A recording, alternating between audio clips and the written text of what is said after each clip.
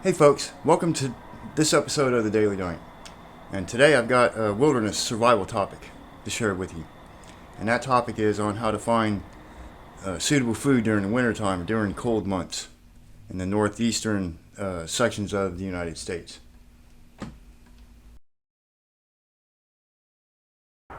So what we got right here is a thorn apple tree. And if you look, you can see right here on the stem, it has these thorns that stick out. But the crab apple or the thorn apple tree, it doesn't have the best thorns that are available out here. The points on these are pretty weak. So what I'm going to do is I'm going to try to find a better thorn tree. And when I find one, I'll show you what you can do with them. Alright folks, I just made an amazing find. Look at this. Wild apple tree. Oh yeah, look at those. So we're just gonna pick those. We're gonna pick a bunch of these, and yeah, that'll be our food for today. Well, some of it anyway. It'll be some of our food today. And I'll get enough of these for a meal, a couple meals. And this will be good. Wow, look at those. Yeah, these are some good looking apples too. I can't wait. See, look how big the tree is. There's probably 40 pounds of apples on that tree right there. If I chose to stay here and collect them all, I'd have that much food. And look, right here next to it. Oh yeah, we'll get a bunch of these too. These are rose hips. These are rose hips from the wood rose, a plant called the wood rose. So out here with me today, I just happen to have this basket. And yeah, it's really old. But I'm gonna go ahead and fill it up with, I start filling it up with foods. So I got them few apples right there. I'll pick a bunch more of those here in a minute. But right now what I'm looking for is thorns. I'm looking for a thorn tree.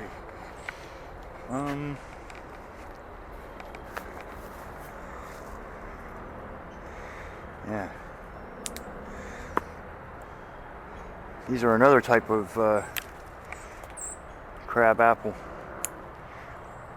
And you know, these crab, like the crab apple trees and the service berries, you know, they're all in the apple family. And so, you know, so these are like service berries. Just like those crab apples over there, they're a type of service berry also. And so they're quite common. Now let's find a thorn tree.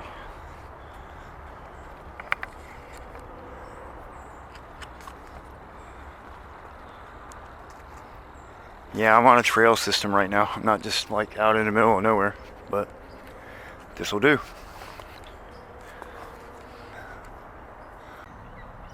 Yeah, so I always liked the taste of yellow apples, and these yellow service berries, or yellow crab apples, yeah, they'll have a good flavor to them. Alright, so the idea is to pick as many as I can.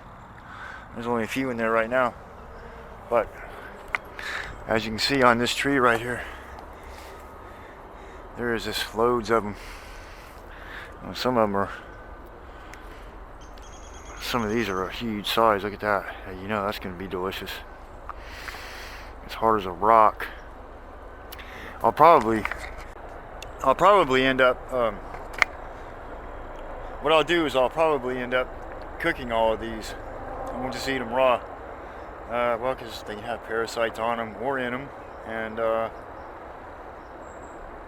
you know, service berries. If you aren't used to eating them regularly in your diet, and you start eating a bunch of them, they can, you know, yeah, do some terrible things to your intestines. So, but cooking them kind of alleviates that problem and makes them easier to consume. So that's probably what I'll do with them.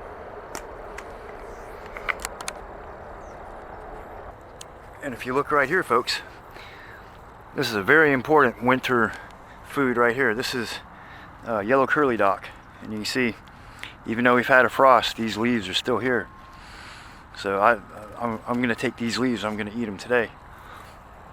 But the important winter food, the staple food, is the seed heads that come off of it. Now these seeds are completely edible, even just raw like this. But what I like to do is roast them.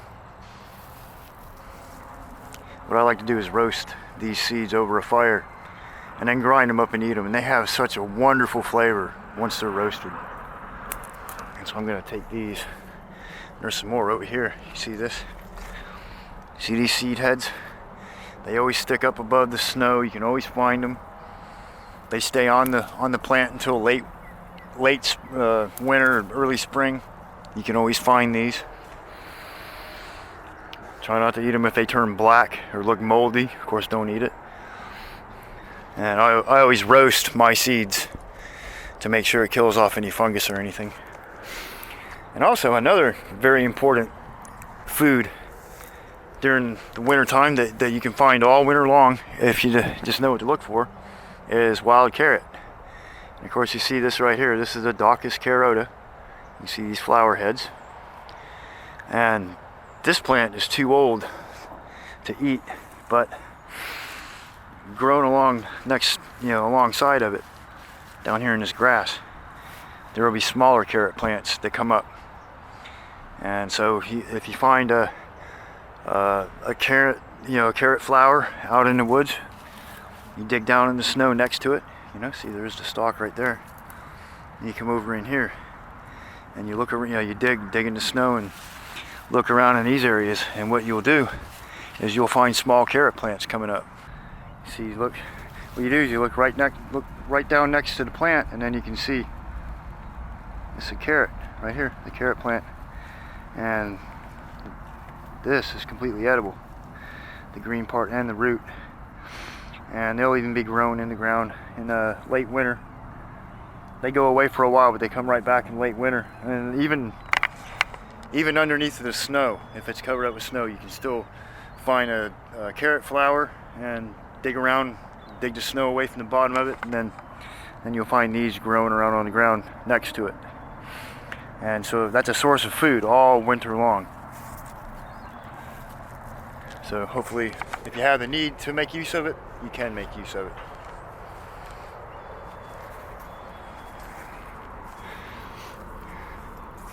And I just can't say enough about the curly dock seed, though. These are the most important of all the food stocks.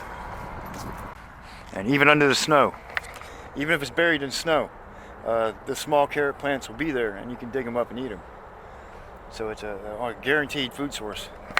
When you find these flowers in the wintertime, you found food. And that's the same thing with the yellow curly dock seed. This is a very dependable food source all throughout the winter. And the seed stalks stay dry because they're elevated above the ground. They stay dry. And they stay above the snow, so you can always find them. You don't have to dig around for them. You just grab these right off the top. You don't have to do any digging to find these. So all in all, it's a very convenient food to use.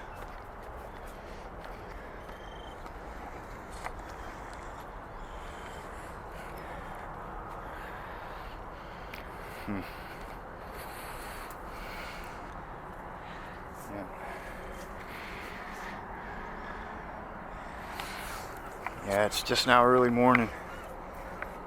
Look at the awesome sunrise.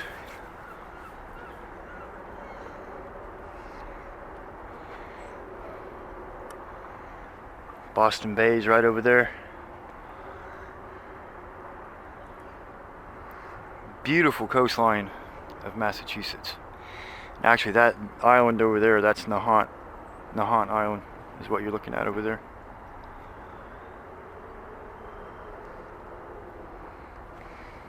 And geese out on the water over there.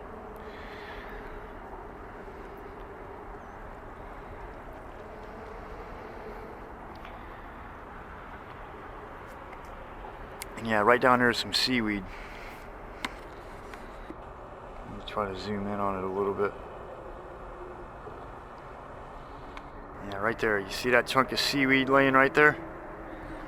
That's some good eating. I'm gonna go right over there and pick that up here in just a minute.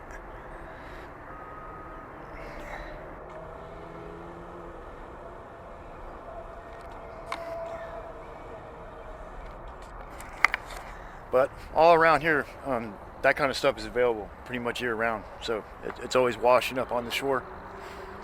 So whenever I have a chance, I go over there and get seaweed. And look here. See, look, here's some more curly dock seed and a lot of curly dock leaf. You see these tender leaves right here, these little curly dock leaves, these are the ones you want to cut and eat. And these are going to be super succulent. So I'm just going to go ahead and pop them off right now.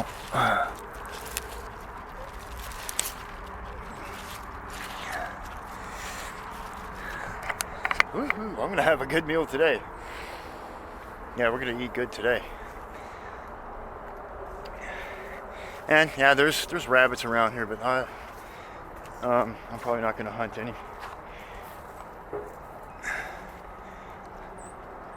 Really don't need the meat anyway. And it's not a convenient time for me to demonstrate hunting.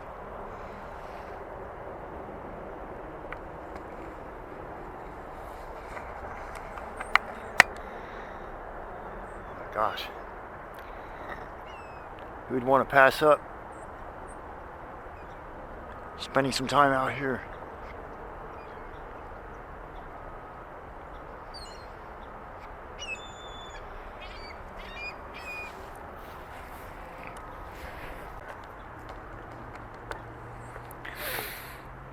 This old gnarly seawall.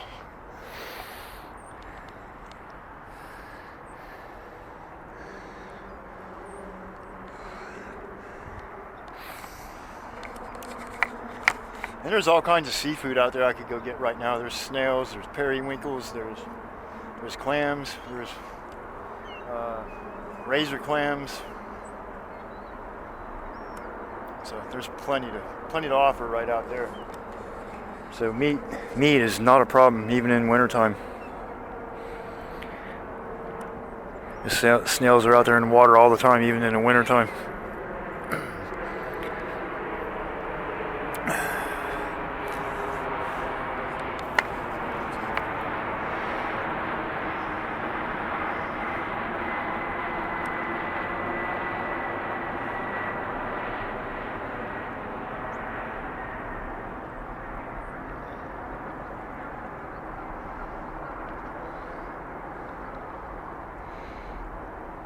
That sunrise is incredible.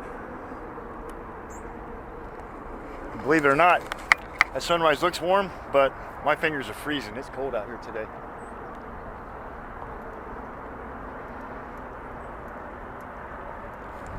Well, not cold, but it's certainly not warm. Yeah, I'll get this fire going again sooner or later. I'll lay these right here. This is where I'm going to be doing my cooking at later on. Be good. That'll be good. I wish I could find a thorn tree. I need a thorn tree. I don't think I'm gonna get it over here. Alright, so now what we gotta do is we gotta walk back to the basket, get our apples, and then I'm gonna try to figure out a way to maybe cook some of them up. I don't want to eat them. I don't just want to eat them raw. I'd rather cook them. They're a lot better if you cook them.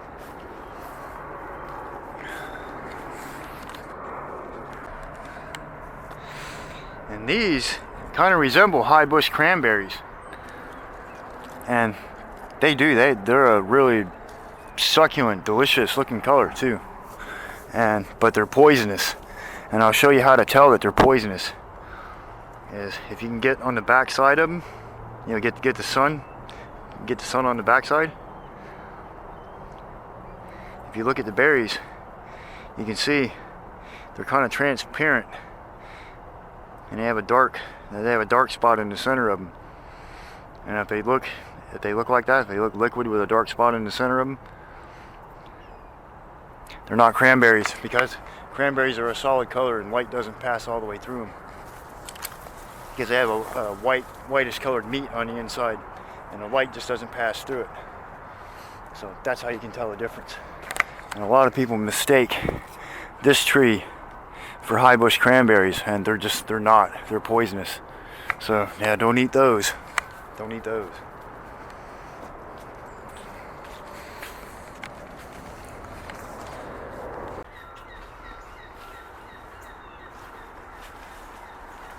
Like, when I mean big, I mean look how big that is.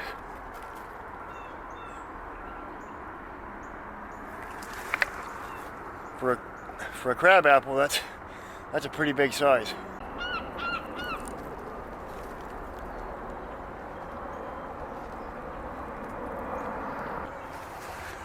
Now, if you'll notice, folks, right here we got these nice, long, slender withes.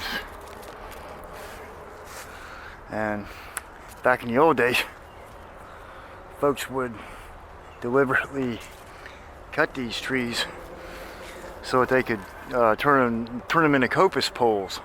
And the purpose of a coppice pole is to get a cluster of these slender withes to get you get arrow shafts out of them. You can make furniture out of them. Yeah, there's just so many things you can make out of them. Even, you know, placemats for your dinnerware.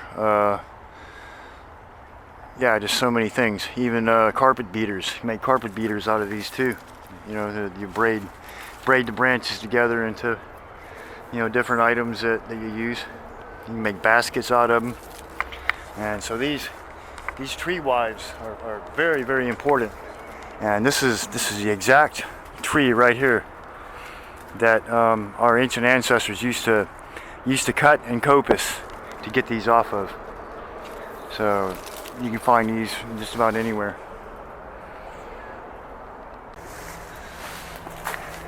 And you see right here, folks, what I mean by a coppice pole. Look at how many slender withes there are on this one right here. Yeah, very useful plant. I recommend you look for them too. Okay, folks, you are very lucky today, because look at what I found here. This is a stand of Japanese knotweed, and although the leaves have gone beyond being able to use them, and there's no sprouts coming up there this time of year, but the Japanese knotweed has these seed heads on them, and the seed heads on this are the same as the seed heads on this right here, so they can both be used in the same way. If you look, they very much resemble each other. I'll bring these two close together. You can compare. On the right side is yellow curly dock, and on the left side is Japanese knotweed seed. So they're virtually identical, and I use them the same way. They have a similar flavor, and if you eat these right now, they have a lemony flavor to them. So they have a high vitamin C content, so long as there's moisture in them. But when they dry out, that goes away. And very good food, very important food source. This is what you need to look for if you're trying to survive in the wintertime out in the woods. If you're not using this, you're not going to be eating very well. And you can't rely on just meat alone. Meat alone will make you very sick. You'll get protein poisoning. And so you gotta have foods that balance it out. Both of these plants have a three-lobed seed on them. You know, it has three little, you know, they look like triangles. You know, it has three blades that stick off of them, with a hard seed in the center of it. And the yellow curly dock, it has the same thing. The seeds look nearly identical. And last but not least, folks, what I want to share with you now is the burdock plant. And you know about burdock root? It's called wa potato. And you cut you dig the roots up and peel them and cut them up, and you boil them and cook them like potatoes. And you know, that's the most popular part of it. You can eat the leaves also, you know, when there's leaves on it. You can see this is just a dead stalk. This plant has gone well beyond being used in most respects, but it still has the burrs. And inside of these burrs are tons of seeds. Now inside these burrs there'll be handfuls of seeds. And what I do is I get the seeds out and roast them up just the same way you do the curly dock seeds. You put them in a pan or something. You gotta have something to put them in. Even a bamboo tube with a little bit of water in it, so it doesn't catch on fire. That'll cook them up too. You need to moisten the inside of it, and it kind of steams and roasts at the same time. But the burdock is the third and final critical seed plant that you can collect out in the woods. And yeah, they kind of look like thistle when they're just hanging there. These stay up above the snow in the winter time also. They stay relatively dry.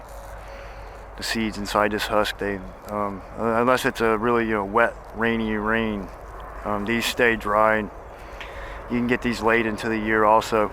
And so these are an important food source also. So just always remember that, folks. You got burdock seed, you've got curly dock seed, and you've got Japanese knotweed. And those three seeds will actually sustain you through the whole entire winter. And you can just survive on that alone if you needed to. But there's a lot more out there. And so if you start with those three things and then branch out into learning other foods that are available this time of year, you'll live a really comfortable life in the wintertime just living off the land. And you don't have to carry food in or nothing like that. This is out here waiting for you. All you gotta do is come and get it.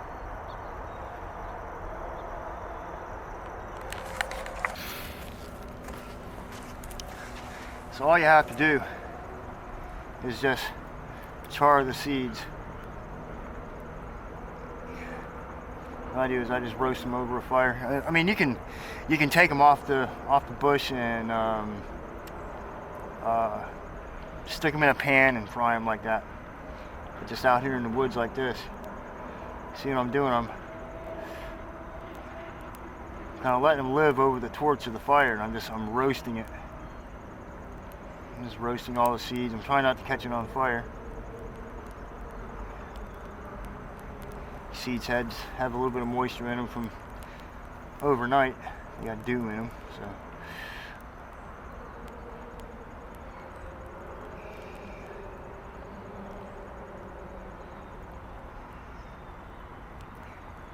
Yeah, essentially that's all you gotta do, just roast them up a little bit.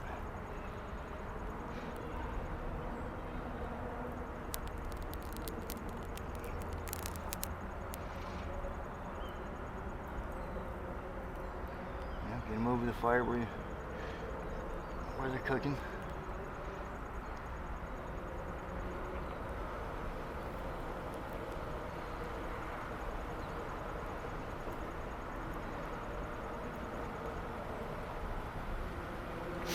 Yeah, the better you plan on doing this, the better it works out.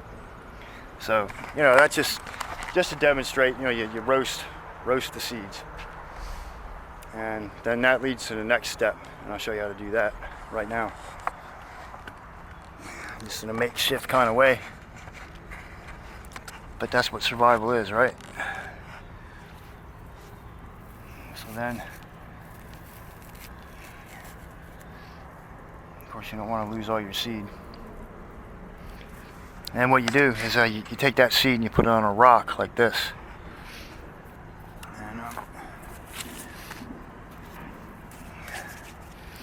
Using a good stone like this quartz right here. See, it's got quartz in it. You just take a quartz stone like that, and you take those seeds and just process them up.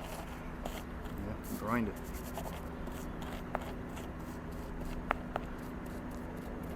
If you don't have much food, of course, you got to be really careful you don't spill it all over the ground and stuff like that. take your shirt off, put it on your shirt or something.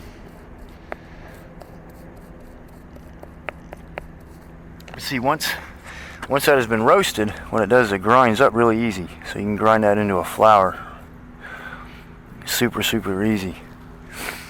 And the thing about it is that roasted, ground up seed has such a wonderful flavor. I mean, it has such a high nutritional food value. You can even taste that it's a food, and it tastes good. And once you've eaten some, you'll definitely want more. Yeah, that does taste good. Yeah, it tastes like you know, like a malted, roasted grain. You know, it tastes like, you know, it tastes kind of like a malted grain. So that's really, really good. And yeah, that's all it is, folks. It's just curly dock seed that's been roasted over a fire and ground up. And you just grind it up as fine as you want. You can grind it into a flour even, you know. And then of course you can add water to it and turn it into a scone of sorts or whatever. Add it to other things.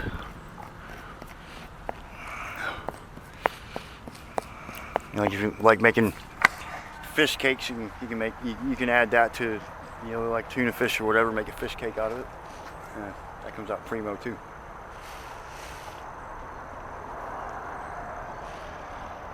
So even though it's starting to get cold, there's still a lot of plants that are still alive right now, like this wild carrot. You can see the little leaves down there.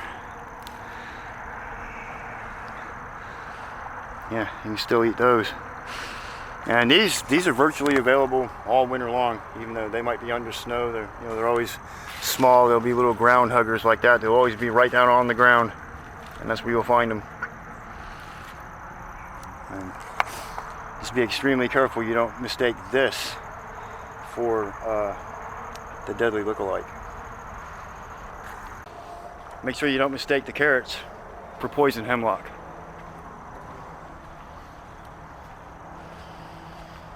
Nothing like the smell of wood smoke on a chilly morning.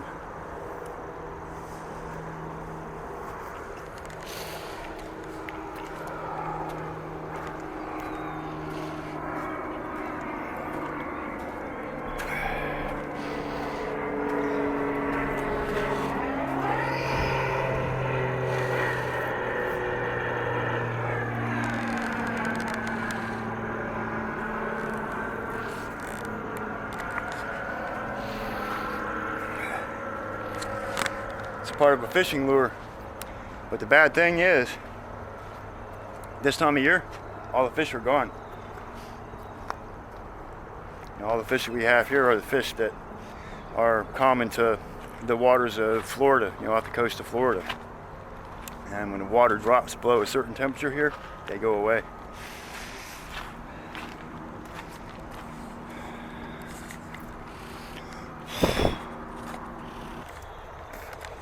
So those are the main three seed stocks. That's burdock seed, and Japanese knotweed seed, and yellow curly dock seed. And if you use those three seeds and then learn how to branch out to other plants from there that are available this time of year, you'll live a really good life out here in the woods. And always remember, folks, you can fall back on rose hips. You know, rose hips are available all the way until springtime. Even beyond spring, there's rose hips on a lot of the rose vines, and they're edible. And the serviceberry bushes that grow everywhere, they keep their serviceberries on the bush until late winter. So, you know, those are primary valuable food sources that you can rely on and depend on, and all you have to do is look for them and you'll have food. There's, you know, hands down, you'll eat.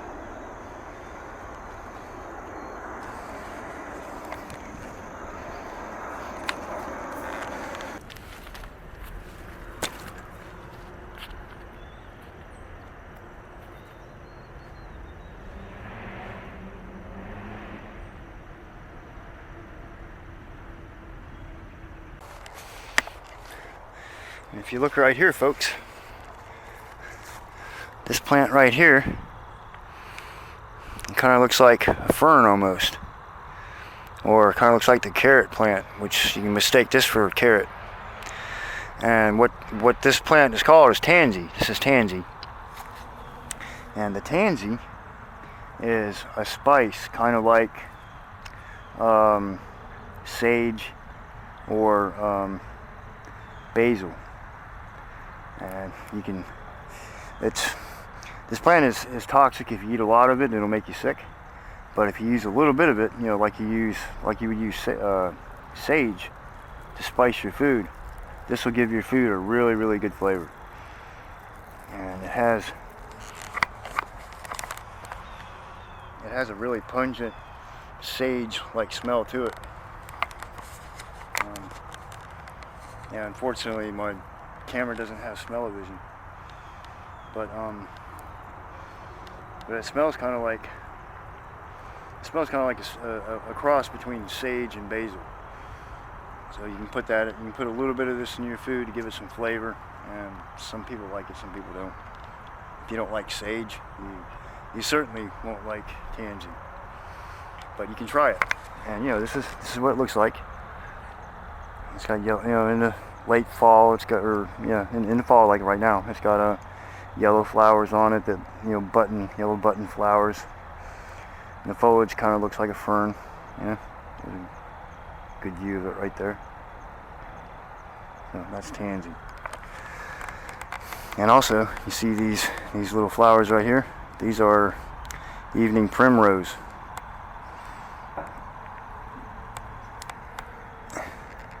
These are evening primrose flowers. And yeah, they're edible too. You can just eat them right up. They have a great flavor to them. You can see they grow abundantly all over the place. You can see there's the foliage. I'll pick some with the foliage. See, that's what it looks like right there.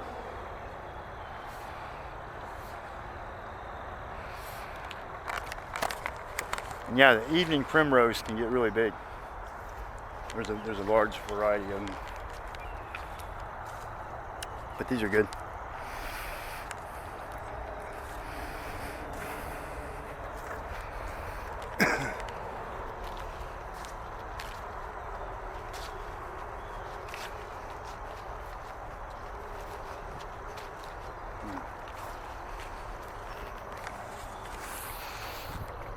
And then, because it's getting cold, you see these tall grasses here. See? You cut these down now. And this is a thatching grass. And you thatch houses with it. You know? You thatch the roofs. And that's what this has always been used for. But you can make mats to sleep out of on these. You can build a shelter of, you know, pretty much any sort, using this as a roof covering and as a floor covering.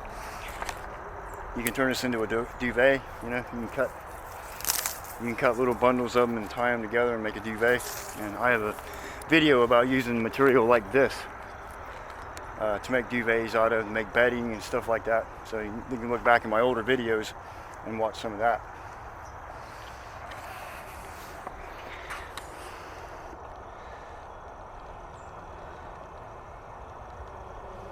Look at all the apples on that tree. Gosh, you'd eat yourself sick on that one.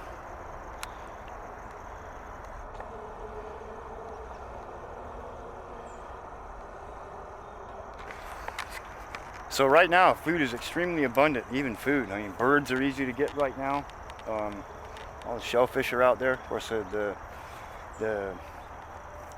warm water-loving fish that come here from the south are gone right now. But there's still plenty of snails and clams and things like that. So right now, in the mid-fall here in the New England area, food is extremely abundant.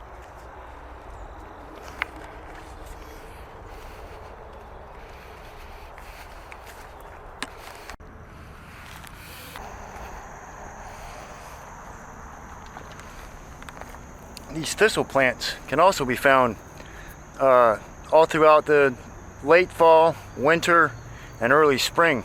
You can find these under snow even. So thistle is another important plant, although it's not the top plant on my list. I really don't like thistle that much, but when that's all there is, that's what I use. Thank you for watching this episode of Trapper Jack, folks. I hope you found the video entertaining and informative, and if not, I'll work harder on making a better one next time. My name is Eugene Runkus. Thank you for watching.